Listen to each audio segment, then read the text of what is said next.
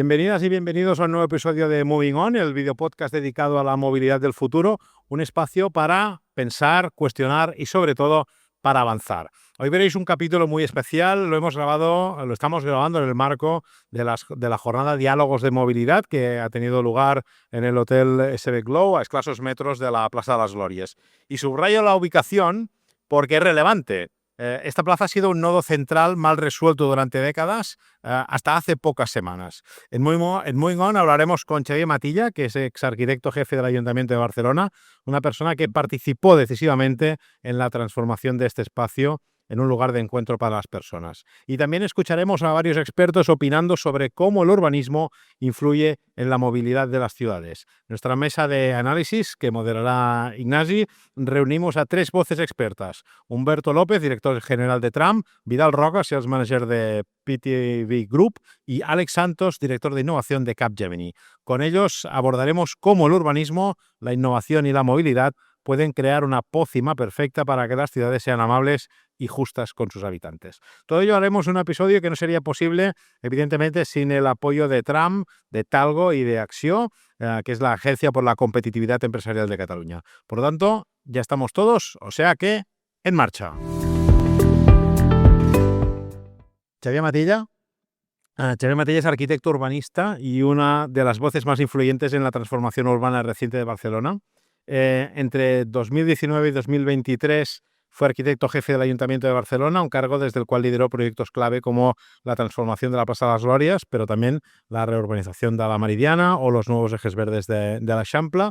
Su enfoque ha estado siempre marcado por una visión integradora del urbanismo, más sostenible, más justo y pensado para las personas. Y hoy hablaremos con él sobre cómo se ha gestado una de las grandes transformaciones urbanas de la ciudad en las últimas décadas y qué aprendizaje nos deja. Por lo tanto, Xavier, bienvenido a este episodio especial de Moving On. Gracias, Marc. Estamos a escasos metros de la Plaza de las Glorias. ¿Qué te viene a la cabeza? ¿Qué piensas? Pues cuando veo el parque que ahora en Glorias, me viene a la cabeza cómo era antes este lugar. Históricamente fue un nudo de autopistas, antes veíamos alguna imagen.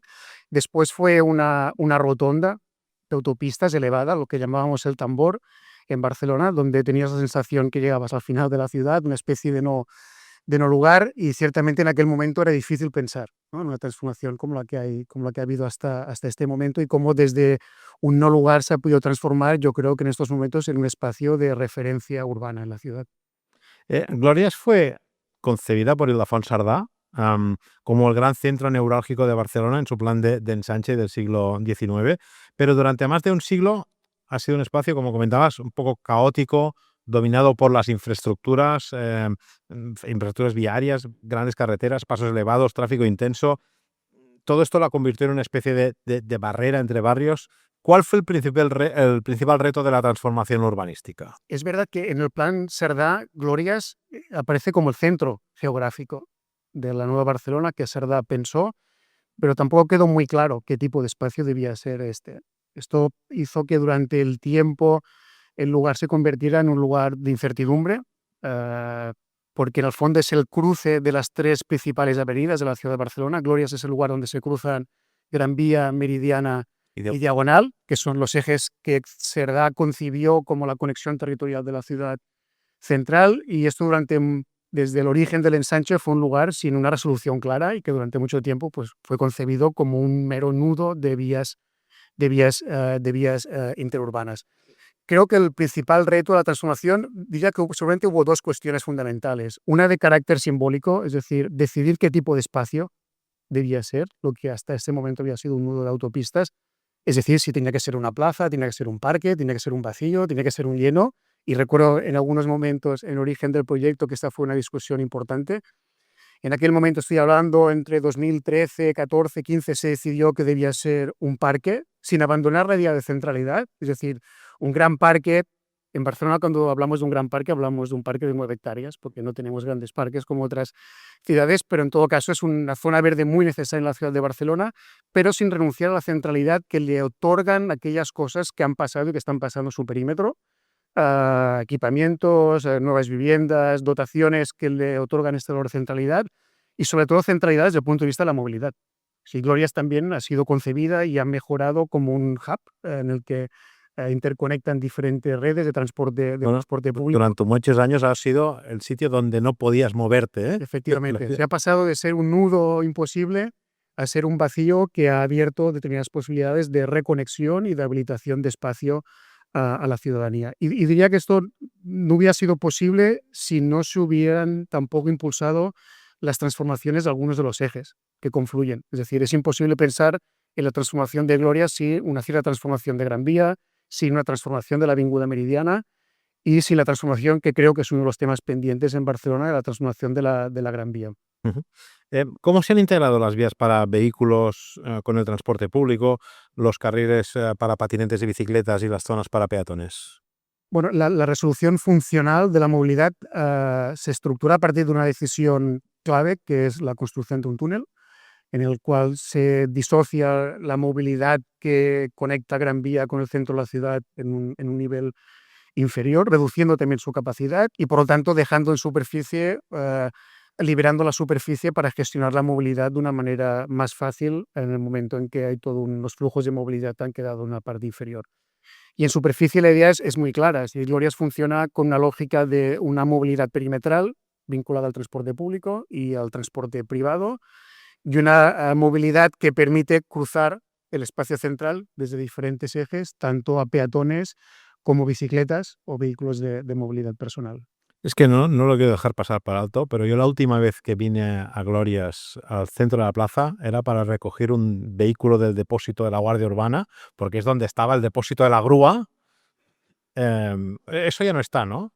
Eso ya no O está. sea, Quedan unos espacios más amables, ¿no? Para la ciudadanía, ¿no? más amables, otros enterrados, pero sí, bueno, había las cosas que no se admitían en el centro de la ciudad y por tanto se llevaban a la periferia, ¿no? Y esto explica la condición y la visión periférica que había en aquel momento de Glorias. ¿Crees que Glorias es un buen ejemplo de cómo deberían transformarse urbanísticamente las ciudades?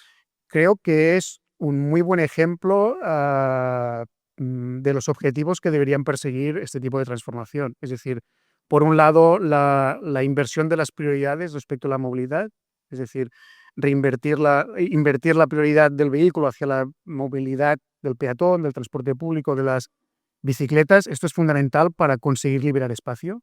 Creo que Glorias, con la gestión de la movilidad, ha conseguido liberar espacio. Y, en segundo lugar, aprovechar este espacio para crear un nuevo tipo de espacio público, si podemos llamarlo renaturalizado, que permita mejorar las condiciones ambientales y de confortabilidad en la ciudad. Salimos un poco de Barcelona. ¿Nos puedes poner algún otro ejemplo de transformación de ciudad que sea interesante, que conlleve también cambios en la movilidad y que pueda ser de interés para fijarnos? Ah, mira, comentaría dos. Me fascinan algunas de las nuevas estaciones de ferrocarril en Holanda, en algunas ciudades holandesas. En Utrecht, en Rotterdam, he estado recientemente varias veces y ver cómo las estaciones de ferrocarril, primero, son centrales, es decir, están en los centros urbanos, posicionadas en el centro de la ciudad. Aquí ha habido a veces tendencias de desplazar las estaciones desde un punto central a puntos periféricos. En Barcelona tenemos la estación de Francia histórica en una situación secundaria, podríamos decir, y por donde entender que las estaciones no solo son centrales, sino también son espacios memorables. La estación central de Rotterdam es una estación monumental con vocación de ejercer este espacio representativo y emblemático.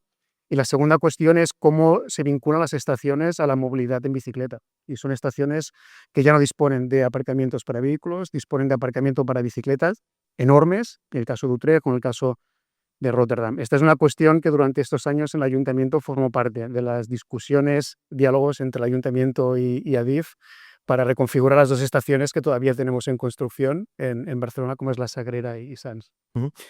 ¿Cómo se determina el rol del transporte público versus el privado en un proyecto de transformación de este nivel? Invertiría la reflexión diciendo que no debería haber ningún proyecto de transformación urbana sin tener en cuenta el transporte público. Es decir, me preguntabas por algún ejemplo anteriormente. Otro ejemplo podría ser Copenhague. Copenhague, históricamente, desde su plan conocido como el Fingerplan a finales de los años 40, decide que todos los crecimientos urbanos se van a concentrar alrededor de nuevas estaciones de metro y ferrocarril, ¿no? Como si fueran unos dedos. En extensión, creo que nos lo deberíamos aplicar. Es decir, no habilitar ninguna nueva transformación o crecimiento urbano si no somos capaces de dotarlo de una accesibilidad al transporte público de la mayor capacidad posible que permita reconectarlo con el ámbito metropolitano de manera fácil. ¿Cómo crees que deberían ser las ciudades? Necesitaríamos un podcast completo para responder. Yo creo que hay una cuestión fundamental y seguramente desde la crisis del coronavirus ha sido un factor central, que es la salud. Creo que deberían ser saludables, no lo son. Y esto nos debemos preguntar por qué no lo son y cómo revertirlo. Creo que debería ser una prioridad, no solo desde la mejora del entorno construido, es decir, de la reducción de la contaminación atmosférica, acústica, sino también desde la necesaria, obligada adaptación a los impactos del cambio climático. Estos días lo estamos viendo, rompiendo cualquier récord en términos de temperatura. Por lo tanto, yo creo que la primera prioridad debía ser saludables. Y la segunda, a mí me agrada hablar del concepto de ciudad multiescalar, es decir, una ciudad que permite reconciliar aquello que pasa en la vida cotidiana, en la distancia de proximidad, que debe tener unos medios de transporte determinados, pero que a la vez está bien conectada con otras escalas, escala metropolitana o escala global. Creo que la conciliación de estas tres escalas, la local, la metropolitana y la global, está parte del secreto de cómo deberían ser las ciudades. ¿Y cómo debería moverse la gente por ellas? Pues depende del desplazamiento que tengan que hacer, fundamentalmente a pie, si es posible, desplazamientos de proximidad, y esto requiere que el espacio público también nos seduzca a las personas para optar esta prioridad, pero desplazamientos de media distancia o de una proximidad de mayor distancia que se pueden realizar en bicicleta, transporte público y finalmente pues a mayores escalas seguir confiando en el ferrocarril dependiendo de las distancias. Una última por mi parte. La sensación, vivimos en una ciudad, tiene un país con una historia larguísima. Puedes estar en el barrio gótico, puedes ver románico, puedes ver incluso de la época griega y romana. Y quizá la transformación te llega a pensar que acaba un poco homogeneizando todo, ¿no? De que la transformación conlleva desnaturalización. Podríamos llegar a esta reflexión, es decir, podemos llegar a pensar que las ciudades serán muy parecidas entre sí, porque estas tendencias urbanísticas entre ellas no hay tanta diferencia y que no vas a notar tanta diferencia el día que tú te vayas a Copenhague desde Barcelona o a Utrecht o a Rotterdam, si todos aplicamos las mismas estrategias, teniendo en cuenta hasta dónde, o sea, cómo hemos llegado hasta aquí, ¿eh? No debería ser así, espero que no sea así. De hecho, es interesante tal y como lo planteas, porque Barcelona es una ciudad, desde este punto de vista Del de patrimonio. la identidad y el patrimonio, que no destaca por una determinada etapa histórica. Si Barcelona es una ciudad referencia ni desde el ámbito clásico romano, ni desde el gótico, ni el Renacimiento, pero en cambio tiene episodios memorables de todas las etapas.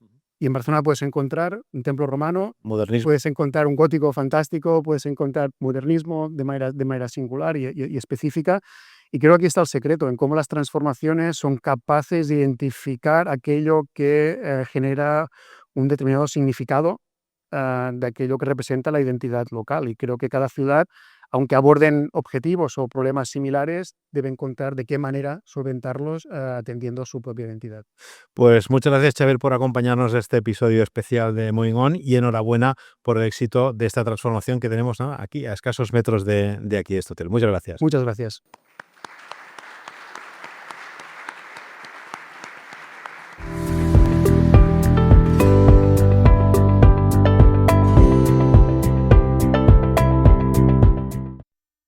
Pienso que lo importante es ni urbanismo ni movilidad, es la necesidad del usuario y de los usuarios y usuarias de las ciudades. Cada vez más me parece que las ciudades toman conciencia de la necesidad de planificar pensando en cuáles son las necesidades de los distintos usuarios, y no es sencillo involucrar a los distintos ciudadanos y generar esta participación activa, pero es esto lo que realmente nos puede ayudar a alimentar, a crear ciudades que sean inclusivas y que realmente reflejen las necesidades de cada una de las personas que viven en ellas y no solo algunas. Los datos nos permiten entender mejor esta diversidad de movimiento, de necesidades, de características humanas, y creo que al final la ciudad no tiene que homogeneizar, sino que alimentar esa heterogeneidad, y tanto el urbanismo como la movilidad deben reflejar eso. Uy, muy interesante la pregunta. Realmente creo que está muy relacionado y que una cosa condiciona a la otra. Yo creo que hay que priorizar el urbanismo porque realmente hay más variables que la movilidad. Hay la habitabilidad, el confort, la cohesión social. Hay muchas más variables. Pero es verdad que una buena movilidad fomenta un urbanismo mejor, ¿no? Porque al final las personas necesitan desplazarse para el trabajo, para el ocio, y de ahí diferentes niveles de movilidad.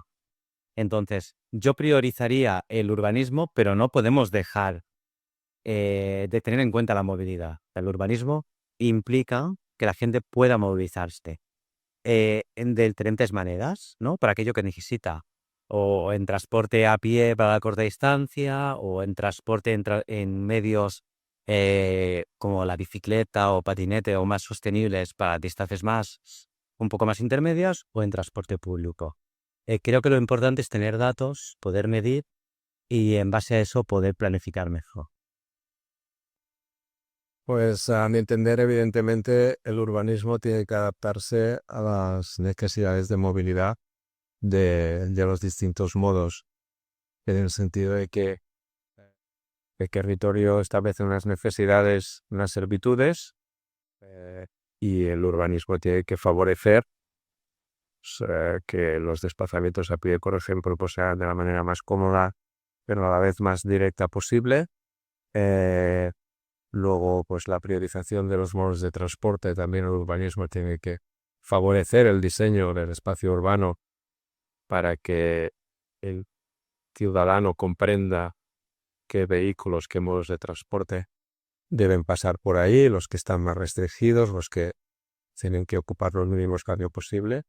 Pero en cualquier caso, lo que no se puede, digamos, sacrificar es esa funcionalidad para que el usuario pues se sienta cómodo en los modos más débiles y los motorizados sobre todo.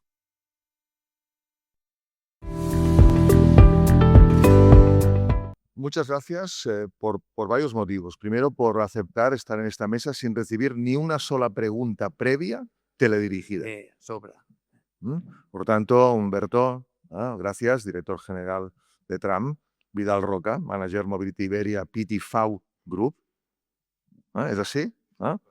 Alex Santos, director de innovación de Capgemini España. Muchas gracias por eso, por esta valentía a veces de explorar. Recordemos que buena parte de la esencia de un clúster es explorar. Escenarios que no conocemos. Razón, y ahí la tenéis, por las cuales no os hemos enviado un guión previo. Bien. Claro, nos plantea un dilema. Para empezar, un dilema importante que creo que merece la pena que lo pongamos de manifiesto. ¿Qué es lo que condiciona los modelos de movilidad? ¿El cambio de la ciudad? ¿El cambio de los motivos de la movilidad, los ciudadanos? ¿O, por ejemplo, la capacidad de aportación tecnológica? Este es el primer esquema que me gustaría plantearos, ¿no? ¿Qué condiciona el cambio? Insisto, somos agentes de cambio. ¿Cuál es la condición? Tenemos un ejemplo. Fijaros que el ejemplo claramente de las glorias se acaba de comentar de nuevo. Hemos pasado, no ha dicho esta palabra, pero lo digo yo, un espacio pacificado. Un espacio pacificado ha inducido cambios directamente o vienen previos por acontecimientos mayores, por ejemplo, la pandemia. Hay un elemento que nos lleva a todos, nos lleva a un elemento de programación, de qué es lo que podemos ofrecer tecnológicamente, Capgemini, qué es lo que podemos traducir en nuestro activo de movilidad que proporciona una parte de las vidas, cuáles son los elementos de esa planificación que debemos considerar en este futuro.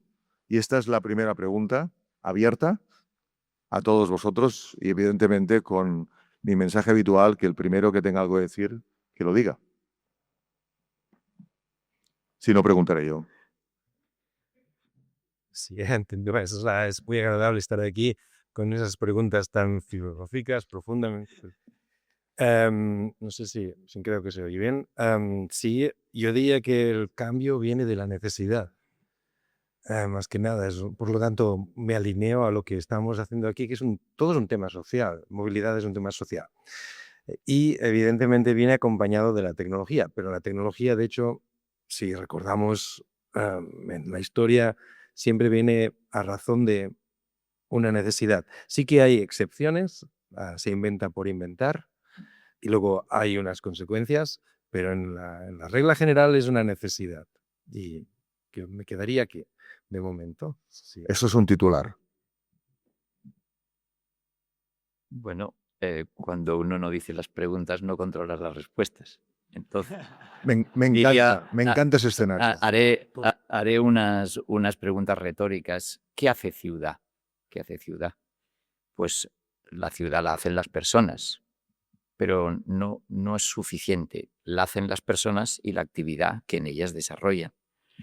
Y por lo tanto creo que el auténtico motor del cambio no es la tecnología, que es la que debiera estar al servicio de eso, sino que las personas cambian, porque cambian los valores de la sociedad en la que viven y desarrollan su actividad. A partir de aquí podemos seguir. Creo que es otro titular. La ciudad la hacen las personas. ¿Qué papel le queda entonces a la tecnología? Ay. Bueno, a la tecnología le damos la oportunidad yo creo que de implementar lo que la ciudad necesita, ¿no? Que es, en este caso, cuando hay todos estos cambios y tras lo que hemos ido hablando hoy, Ignasi, pues yo creo que está muy ligado a la planificación, ¿no? A cómo orquestamos la movilidad, ¿no? Dentro de esta ciudad y sobre todo a cómo damos respuesta a estas nuevas necesidades que surgen precisamente de las personas que están pues habitando esa ciudad, ¿no? Con lo cual yo creo que la tecnología nos tiene que dar la oportunidad precisamente de llevar a cabo precisamente todos esos retos vinculados a ese nuevo modelo de movilidad. Está claro que la tecnología, por tanto, es un habilitador, es un poco el resumen de lo que me estarías diciendo, pero por otro lado yo creo que hay un elemento adicional que me gustaría que contemplásemos. Está claro, tenemos que el cambio viene de la necesidad, está claro, la ciudad la hacen las personas, la tecnología nos habilita a hacerlo. ¿Qué ocurre con la sostenibilidad? Empezamos. ¿Qué papel juega el transporte público en la sostenibilidad en las ciudades? Bueno, yo creo que sin transporte público no hay ciudad. Y tampoco quisiera que pensarais que estoy en contra o que ignoro o que desprecio la tecnología. No, simplemente era para provocar un poco, ¿no? El otro día en un foro similar a este no, pero en un foro yo expuse la bondad para mí que tiene el tranvía como medio sostenible. Y alguien me dijo, pues es raro porque hace 50 años, 40 años había y lo quitaron, entonces, y le dije, bueno, es que las circunstancias cambian. Y por tanto, en cada momento hemos de asumir que lo único que permanece es el propio cambio. No hay nada que deje de cambiar, ¿no? Entonces yo pienso que la sostenibilidad, primero, es un concepto en otros foros, pero siempre no. También en el ámbito Rail Group hemos dicho, la sostenibilidad son muchas cosas, porque cuando hablas con un economista sobre sostenibilidad, quiere decir que el recurso, lo ha dicho antes nuestro asesor, ¿no? Sostenibilidad es generar un flujo que permita mantener tu actividad, pero si hablas con una persona con una visión más ecologista, pues te hablará que sostenibilidad pues es minimizar los residuos o el consumo de materia primera, ¿no? Yo creo que para mí la sostenibilidad, creo que me lo habéis escuchado, para mí es eficiencia. Es decir, es hacer más con menos o hacer lo mismo más con menos o más con lo mismo o lo mismo con menos, ¿no? Por lo tanto, sostenibilidad, pues en el ámbito del transporte público creo que se define porque si miras algunas variables que podrían contemplarse desde perspectivas sociales, económicas y también medioambientales, pues creo que es la forma de moverse que consume menos energía por kilómetro y persona a igualdad de condiciones. Recuerdo una vez que alguien me dijo, andando consumo menos energía. Bueno, pero te tienes que poner un paraguas si llueve y además te tienes que asegurar si vas en bicicleta, pues no llevas paraguas, pero en cambio tienes que protegerte. Es decir, a igualdad de condiciones, el transporte público creo es el que minimiza este consumo de energía y si además ese transporte público es eficiente, es sostenible, además los residuos, ¿no? Veo que está claro que aquí el juego está en hablar el último, ¿no? Porque Bueno, ja parlo jo, si vols, ara. Que no hi ha problema. Jo per cortesia, perquè aquí els que saben... Bueno, yo desde mi punto de vista creo que la sostenibilidad es responsabilidad, ¿no? Es decir, al final, en términos de movilidad, yo soy sostenible cuando soy responsable y por tanto me planteo por qué me tengo que mover, cuándo lo tengo que hacer y con qué lo voy a hacer, ¿no? Es decir, al final tenemos muchos datos, ¿no? Acerca de las tendencias, lo habéis dicho vosotros, ciudades con muchos habitantes y demás. También sabemos que el transporte público es el transporte de masas por excelencia y que por tanto al final pues vamos a tener que transportar a muchas personas, pero también es cierto que corremos el riesgo de saturar al transporte público. Entonces, hay datos que nos dicen que el 85% de los desplazamientos que están hechos en ciudades como Barcelona o Madrid son para cubrir distancias de menos de 5 kilómetros y esto de alguna manera responde a un elemento también de sostenibilidad, ¿no? Yo tengo la micromovilidad como una apuesta, ¿no? O como una alternativa. Tenemos incremento de un 123% de patinetes, un 34% de bicicletas y por lo tanto para mí la sostenibilidad pasa porque el modelo, cuando soy capaz de implementarlo con la tecnología y utilizando la información imbricada a ese modelo tiene una inteligencia de movilidad que es capaz de decirme en función del momento de la ciudad cuándo me tengo que desplazar, cómo lo tengo que hacer e incluso plantearme el por qué, ¿no? Hemos dicho, solo y termino, pero antes se ha comentado también pues que había ha utilizado Pablo esta palabra que me ha gustado mucho, que es una hiperconcentración de movilidad, ¿no? Que todos nos movemos al mismo tiempo, a las mismas horas, etcétera, ¿no? Si estiramos esta curva y la hacemos mucho más plana, conseguiremos desplazarnos todos igual en momentos distintos y por tanto favoreciendo también un elemento clave como es la sostenibilidad. Vale, me toca a mí. Es como un examen y me gusta. El tema es cómo va a acabar, ¿no? Y claro, para ser consistente mantengo la necesidad y lo voy uniendo. Uno tiene una necesidad, para eso uno puede o no crear una tecnología, depende, eso hay culturas que crean más tecnologías, culturas que no. Y luego está el tema de, ¿es esa tecnología tal y como la aplico, restringiendo contextos, sostenible? O sea, para satisfacer mis necesidades con esa tecnología, no solo soy eficiente, sino amigable con el ambiente y es seguro, porque también es una parte de la sostenibilidad, la seguridad. Pues es la pregunta, ¿no? Y sí, estoy de acuerdo, es una responsabilidad que tenemos como sociedad, volvemos al inicio, es un tema social, que sea sostenible. Y aquí me quedo. Pero, como sé dónde vas a ir, entonces adelanto una pregunta y ¿es la inteligencia artificial la gran tecnología de hoy en día sustentable, sostenible? Y la dejo abierta. Yo creo que todos tenemos una respuesta en la cabeza, pero es para examinar también al examinador. perfecto. La mejor manera de examinar al examinador es hacer tai chi. ¿Qué pensáis vosotros de esta pregunta? No, voy a abordarla sin duda. Hay un viejo anuncio, pero que para mí sigue siendo bueno. Hay veces imágenes que se nos quedan, ¿no? Que era de Pirelli. Y decía que la potencia sin control no tiene sentido.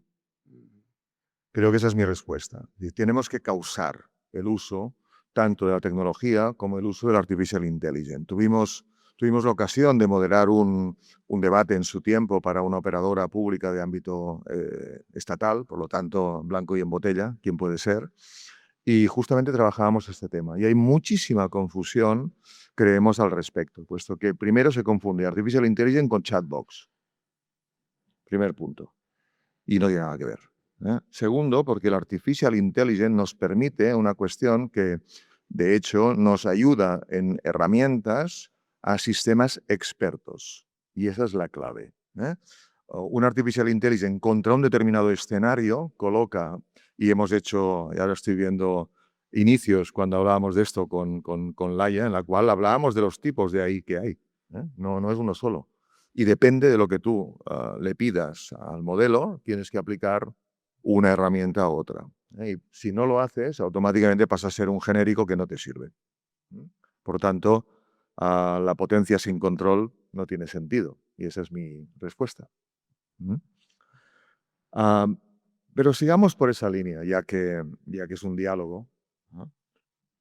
Claro, yo creo que sí que en cambio podemos utilizar la artificial intelligence sin causarla. Imaginad que hablamos de experiencia cliente. Experiencia cliente. ¿Es lo mismo una experiencia cliente para una metropolitana de alta carga? ¿Para una metropolitana mixta? Que incluso tiene cremalleras, pongamos. Para, creo que no está en la sala, pero una línea tipo, no sé, Metro Málaga, que carga en total como carga la línea 1 de Metro Barcelona. Para un media distancia, para una alta velocidad. Los sistemas actuales trabajamos contra históricos. Trabajamos contra históricos de los cuales sacamos un modelo. ¿Veis factible el uso anticipativo de modelos de simulación que permitan luego traducir en enfoques posibilistas al resto de cadena de valor para cambiar contra el uso de esa artificial intelligence el concepto de experiencia cliente que estáis planteando? Es al revés, ¿eh? No de lo que hemos hecho, lo metemos en el bombo, lo ponemos a trabajar y a ver qué nos dice. És al revés. Tomo la punta. I Eso dèiem que podem és tai chi, respondre el que vulguem. Eso es Tai Chi. Aquí dèiem que podem respondre el que vulguem. Sí, sí. De hecho, tú tienes una jornada al día Menos 15. mal. Me Tienes atrevo una... yo y me Te atrevo yo, Pues vinga. si quieres. Sí, sí, no- home, i tant, que luego- ideal, sí, sí. porque es que lo ha girado y esto es interesante. Y yo solo lo voy a ser muy corto en este tema. De hecho, lo veo, o sea, la inteligencia artificial en ese sentido, la pregunta es si es inteligente o no, pero eso es un tema más filosófico. Pero estoy de acuerdo con que sí, se tiene que restringir en dónde se aplica, para qué, nos tiene que perder la capacidad de análisis. En el tema aquí comentario, un tema de sostenibilidad, sin duda el cerebro humano es mucho más sustentable en términos de energía que cualquier proceso, pero es un equilibrio que tenemos que buscar. Yendo a la respuesta de esta pregunta girada, si la he entendido bien, lo veo yo como que es qué efecto tiene la información, sea procesada por inteligencia artificial o no, al usuario, y por eso cómo va a cambiar su comportamiento, ahora vinculando en los temas de movilidad, en los contextos de la movilidad, cómo va a cambiar esta. No es un tema nuevo, no voy a hacer aquí mucho rollo, pero sí, es posible entender, explicar el efecto de la información anticipada o no anticipada, qué cantidad en los comportamientos de movilidad y por lo tanto medir digamos, cómo va a afectar todo eso en el contexto social. Me pongo aquí, pero yo no sé si esto, o sea, es, digamos, al revés. Y luego, ¿cómo se usa esa información para precisamente aún mejorar la movilidad? Sería la otra pregunta. Jo estic molt d'acord, O sea, porque al final yo creo que es un instrumento más dentro del ecosistema que ya teníamos y que ya hemos hablado mucho tiempo, que es en la potencia del dato en beneficio del cliente final. Es decir, cómo nosotros entendemos mejor el patrón de comportamiento, cómo soy capaz de entender cuál es la preferencia que tiene mi cliente para revertirle eso en forma de servicios gracias a un procesamiento de toda esta información. La IA, desde nuestro punto de vista, nos da la posibilidad precisamente de procesar todo esto, pero además de generar pues, nuevos servicios directamente. Y por tanto, aquí lo que estamos haciendo es utilizar un instrumento tecnológico que nos permite generar un nuevo canal de relación con el cliente, incluso transformar la forma en cómo yo estoy comunicándome con el cliente, ¿no? En este sentido, yo creo que claramente me puede incluso facilitar el procesar la información para yo tomar decisiones que vayan precisamente alineadas en este proceso de transformación de la relación con el cliente. Bueno, yo creo que le hemos dado la vuelta. Tú hacías primero una pregunta y yo tengo que decir en público que no sé la respuesta y me preocupa. Es decir, cuán sostenible es el uso masivo de la inteligencia artificial, porque no he escuchado nunca cuál es el impacto, ¿no? Pero sí, el otro día en un evento que lideró en parte Laia, a la que te he referido antes, sobre inteligencia artificial aplicada a la movilidad, surgió un concepto que desconocía, que era la inteligencia general. Creo que cuando venga la inteligencia general estaremos abriendo otro paradigma. Me quedo en la que tenemos ahora, ¿no? Claro, al final la experiencia de viaje pues no es más que el resumen de todo aquello que la gente te expone directa o indirectamente, que te permite a ti sacar conclusiones. En este caso, siendo el hermano pequeño en la movilidad, teniendo a Óscar, que es el hermano mayor en la movilidad, está claro que él tiene muchísima más información que yo, pero es limitadísima, porque serán de 1000 personas o serán de 1500 o de 5000. Es decir, si nos quedamos con esta inteligencia artificial que saca conclusiones a partir de interpolar o extrapolar y conocimiento, creo que es una herramienta muy, muy útil para poder saber, de alguna manera, podernos anticipar a lo que irá. Lo que pasa que ahora ya abro un tema que es filosófico. Tú antes has hablado de más filosófico, ¿no? Yo creo que la inteligencia artificial va a generar una brecha, porque no todo el mundo está preparado para utilizarla. Uno, para aceptar que no es infalible, y dos, para aceptar que las respuestas que da son siempre la consecuencia de la pregunta que tú haces. Y la misma respuesta que podrían darte, pueden no dártela si no haces la pregunta adecuada, ¿no? Y quiere decir que tenemos que ir con muchísimo cuidado. Antes estábamos hablando en la conferencia anterior y salían puntos asociados a lugares geográficos. No se me quedó una cosa grabada de la presentación del primer ponente de esta jornada de inteligencia artificial, ¿no? Que dijo: el problema si analizamos datos es que solo analizamos los datos que tenemos. Y en las zonas, por ejemplo, más pobres, en las que no tienen capacidad de poder generar datos, no tenemos información. Por lo tanto, la brecha empieza haciéndose porque tomamos decisiones para mejorar lo que ya es naturalmente mejor. ¿Cómo podemos entonces hacer mejor aquello que desconocemos, ¿no? Y por lo tanto, creo que el tema da para mucho. Y no estoy hablando de tecnología, ¿no? Pero en cuanto a la pregunta en concreto, creo que sí, la inteligencia artificial es un elemento que ayuda a la reflexión.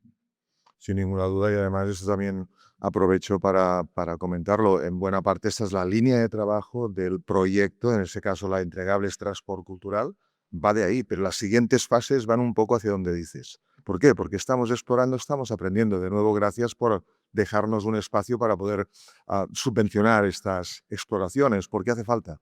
Por lo que acabas de comentar. Hay un elemento de exploración, de desconocimiento, porque partimos de la base de lo que conocemos. La artificial nos puede dar elementos de conocimiento de lo que no conocemos. Y esto es muy interesante, muy, muy interesante, ¿no?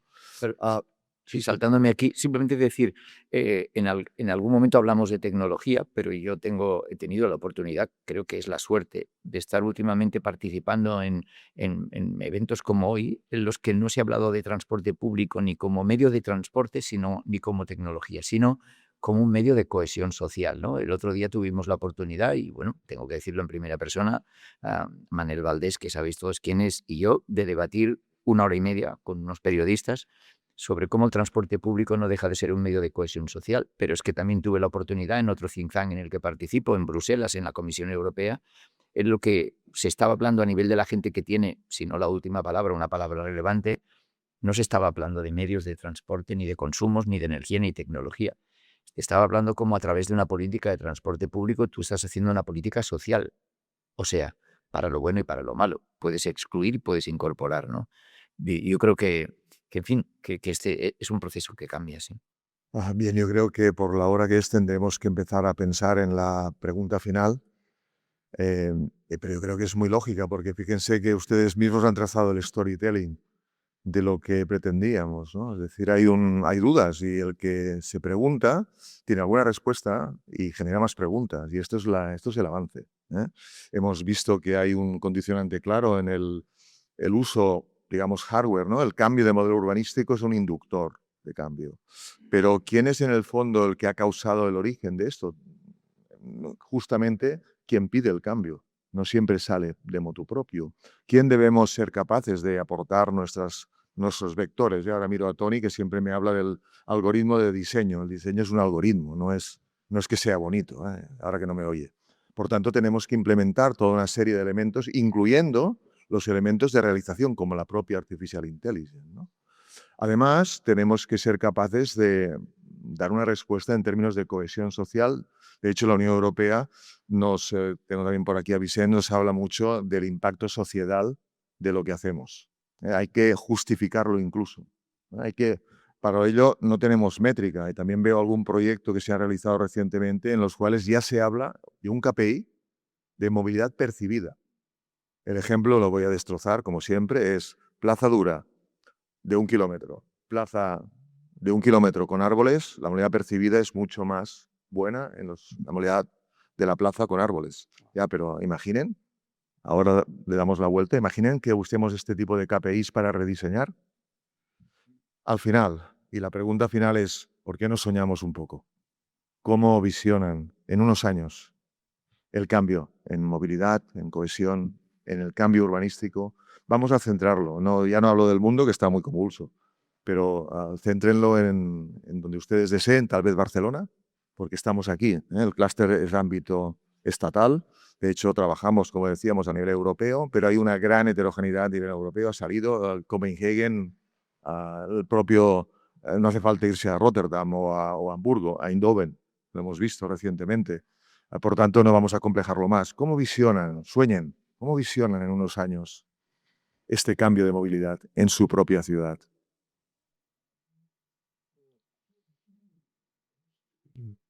Vaya tú, ¿alguien quiere empezar por aquí? Ahora me toca a mí, ¿no? La chunga me toca a mí, ¿no? Pues no sé qué decirte, porque te diría muchas cosas y al final te diré una que se fundamenta mucho en lo que tenemos ahora, ¿no? Llevamos muchos años visualizando cuál es el modelo ideal de movilidad. Hemos arrancado incluso la palabra de nuestro lenguaje de transporte y hemos hablado de movilidad porque creemos que la movilidad por sí sola sea universal, sea además multimodal, lo hemos dicho, ¿no?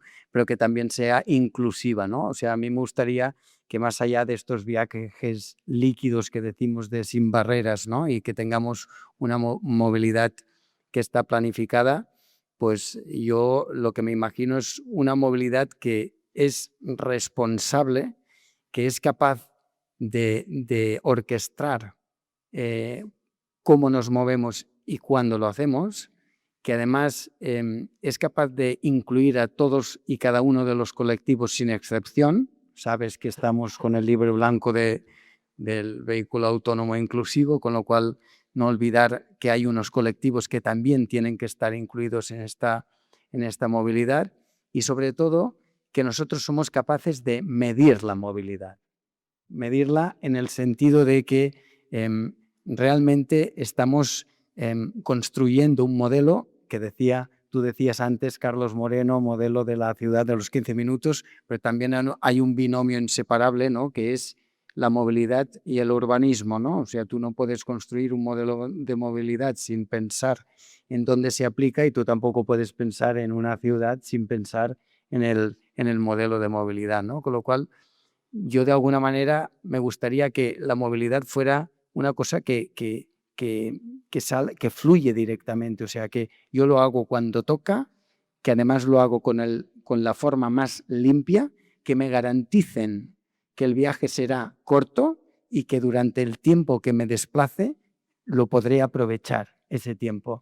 Hace unos años en una conferencia de TMB, esto se va a quedar grabado, habían estudiado que eran 53.000 horas al año las que perdíamos en el vehículo.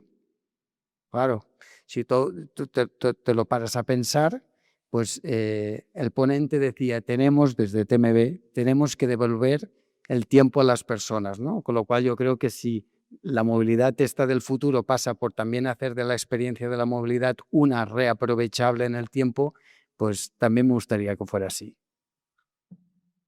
Sí, yo empezaría diciendo por un paradigma que creo que todos los operadores suscribiríamos, que sería la movilidad tiene que ser segura, confiable y que genere una buena experiencia de viaje. No estoy haciendo nada nuevo.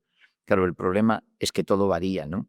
Porque lo de la seguridad es objetivo o subjetivo, porque antes ha salido una de las personas, ¿no? Una de esto que hablaba no de safety, sino de security, la percepción de seguridad. Y lo de la fiabilidad también es un tema, puede variar, y lo de la experiencia de viaje cambia, ¿no? Por tanto, primero, que sea segura, confiable y que genere una buena experiencia de viaje. Y siento que se adapte a la necesidad de las personas. Es decir, nos encontramos yendo por el mundo soluciones de movilidad sobredimensionadas que da pena porque es un mal uso del recurso, o sea, es ineficiente. Y por en otro lado, en cambio, movilidad que se hace en unas condiciones absolutamente insatisfactorias, justamente por lo contrario, ¿no? Creo que tendríamos que ser capaces de adaptar esa movilidad a la necesidad de la gente, pero eso genera una duda y es la movilidad tiene que ser reactiva o tiene que ser proactiva. Antes hemos hablado de este barrio. Lo que os voy a decir es público, no sé si sois conscientes. Hace 21 años que operamos el tramvay y el Transbesòs, y el Transbesòs se pensó porque se creía que el 22@ acabaría siendo lo que es hoy, pero hace 15 años. Y por lo tanto, en el fondo, durante unos años ha habido una movilidad aparentemente ineficiente porque movíamos un material móvil para llevar menos personas. Pero yo me hago una pregunta que no sé responder. Si no se hubiera tomado esta decisión en aquel momento, tendríamos hoy este 22@ que los que somos mayores no reconocemos como Barcelona, y lo digo como piropo, no por lo contrario. Con lo cual, también mi discurso, antes tú has hablado de seguridad, ¿no? El discurso de la eficiencia a lo mejor es cortoplacista, no sé contestar a eso, pero en fin, espero haber respondido a algo. Wow, sin duda. O sea, solo subrayaría muchas de las cosas que has dicho, pero así voy a añadir más cosas. O sea, la foto que hemos visto antes de Glorias me gusta mucho porque dice más de lo que se ve y uno podría tomarlo como visión de futuro, así, donde unas ciudades habitables, etcétera. Y hay mucho semántica, mucho que decir. Uno de los aspectos que va en línea con lo que acabas de decir es el tema lo he vinculado con el tema del transporte público y hacer más uso intermodal de la capacidad. Antes hemos hablado de capacidad, que hay una sobrecapacidad y no sabemos si tan solo que realmente si se está usando bien. Em, em, si vemos caso contrario de vehículos autónomos funcionando la visión, es una ciudad de vehículos autónomos funcionando, ahí hay un uso muy desigual de la capacidad y es el transporte público el que tiene que alinear esta sostenibilidad. Luego, ¿cómo se mide? Lo que hemos dicho aquí, sí se tiene que medir y sobre todo la percepción del viaje es un aspecto social clave para que se haya este promoción del transporte público. Antes también hemos hablado de cómo hacer divertida la movilidad y bien, aquí está vinculado con esto. Tengo aquí que poner un poco el barret de PTV. Nosotros nos toca la parte aburrida de la movilidad. No somos, o sea, digamos que lo que nos toca precisamente es cómo ayudar a explicar la movilidad, cómo crear algoritmos, metodologías, software que sea útil para explicar la movilidad. Va más allá de la inteligencia artificial. Se tiene que saber explicar las razones por las cuales uno toma las decisiones. Y aquí quería decir que es importante, usted han perdido, pero es importante del aspecto colaborativo, es donde estamos ahora apuntando mucho, es un tema que ha salido también, cada vez que se generan más datos, más números para poder medir la sostenibilidad, la intermodalidad y las visiones de una ciudad o de una movilidad del futuro, estamos viendo cómo hay aspectos de urbanismo, de economía, sociales, de medio ambiente, y más allá de los datos sobre los cuales trabajar, en el primer podcast que enseñaron ahí, dijo claramente el primer podcaster, los datos es fundamental, más allá de los datos que nosotros todos, visto como comunidad de profesionales, trabajamos para explicar la movilidad, están los resultados que salen y que nos ayudan precisamente a tomar las decisiones. Entonces, bueno, he dado muchas vueltas, pero todo más o menos está atado con la idea de que sí, la foto del principio es lo que queremos ir, sí, tarda mucho en ver los resultados, hay unos números que nos nos indican el el largo término, y hay unos números que nos van acompañando en ese roadmap. Y visto como comunidad en lo cual los usuarios tienen esa buena experiencia, los que nos toca la parte aburrida es, pues tenemos la buena experiencia de proporcionar esos métodos. Aquí voy a decir un gag. Para hacer más divertida nuestro trabajo en PTV, llevamos ya 45 años haciendo este tema, hemos sacado incluso, y también tiene que ver con la, con la, con la, con la búsqueda de nuevos talentos, hemos sacado el logo Guardians of Mobility, que serían precisamente los que se ocupan de los números, con la idea de que, bueno, que sea cool, que sea atractivo pensar colectivamente con la inteligencia artificial qué explican los números. Y Guardians of Mobility lo quería decir porque me he acordado, sí, hacemos el intento también de que no sea aburrido hablar de matemáticas. Ok, vale. Muchísimas gracias.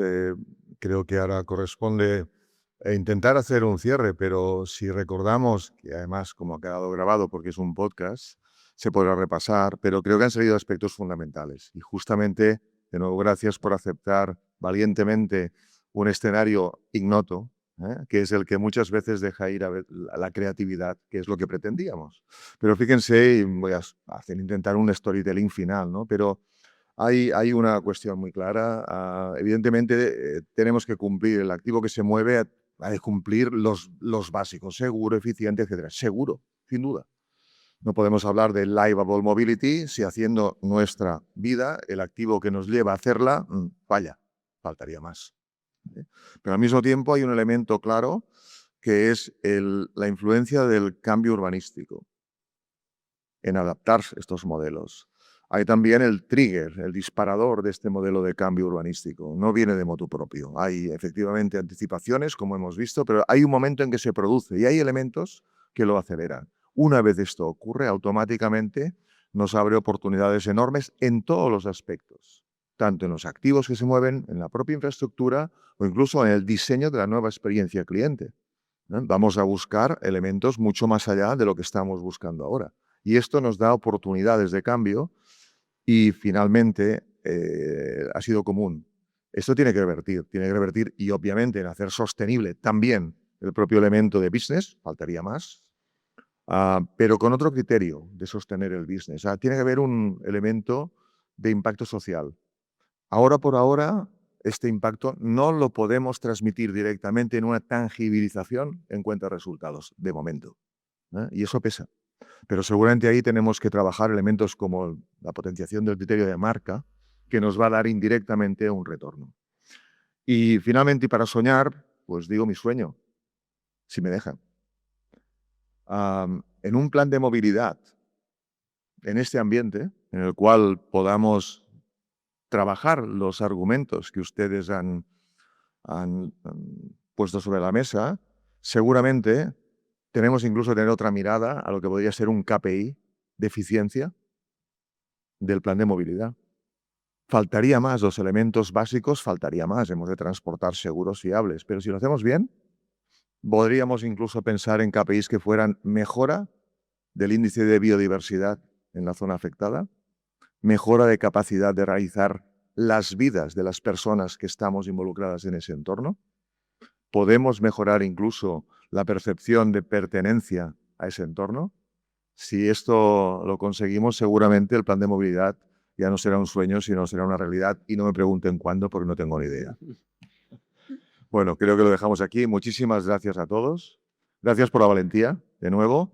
También gracias a los asistentes, al clúster. El clúster, como ven, es un agente de cambio, pretende esto. Gracias también a los patrocinadores que lo permiten y al mismo tiempo ponernos a su disposición para encadenar los nuevos elementos que nos han de permitir ir avanzando hacia estos escenarios que cada vez son más claros y que, en resumen, podríamos ponerlos en cajas relativos a el uso de los datos, cómo lo transmitimos en el nuevo concepto de operación, con qué herramientas, con qué tecnologías y finalmente, sin olvidar, los impactos que va a tener y necesita desde un punto de vista societal con la tecnología necesaria para llevarlos a cabo.